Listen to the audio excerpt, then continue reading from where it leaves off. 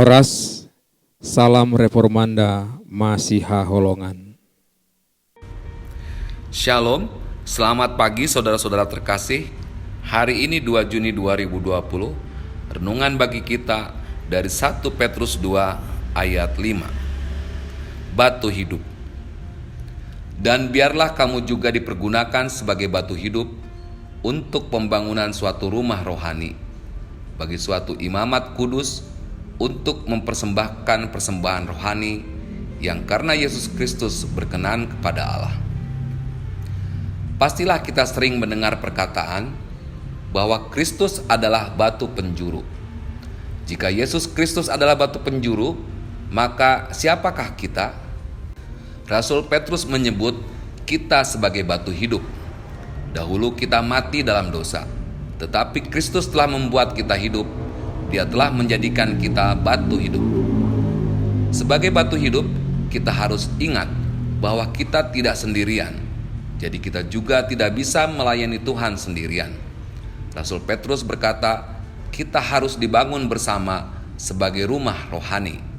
Kita tidak bisa hanya melakukan keinginan kita sendiri dan tidak memikirkan orang lain di gereja.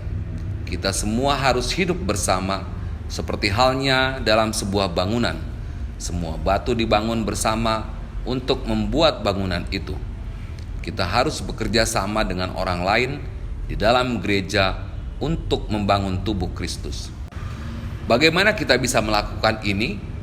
Bagaimana kita bisa menjadi bagian yang hidup dari gereja milik Tuhan? Pertama, kita bisa mengenal orang lain di gereja kita. Bicaralah dengan mereka dan tanyakan tentang kehidupan mereka. Bicaralah dengan orang-orang dari berbagai usia. Jika mereka berbagi sesuatu yang membuat mereka bahagia, berbahagialah dengan mereka. Jika mereka sedih tentang berbagai hal, bersedihlah dengan mereka. Jika seseorang melakukan sesuatu yang salah kepada kita, tunjukkan mereka dimaafkan. Tunjukkan kebaikan dan kasih kepada orang-orang di sekitar kita. Dan kemudian berdoa untuk mereka.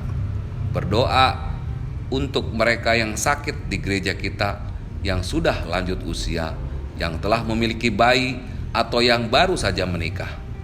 Mintalah Tuhan untuk menyertai mereka. Dengan cara ini, kita menjadi batu hidup, bagian dari bangunan Kristus yang indah.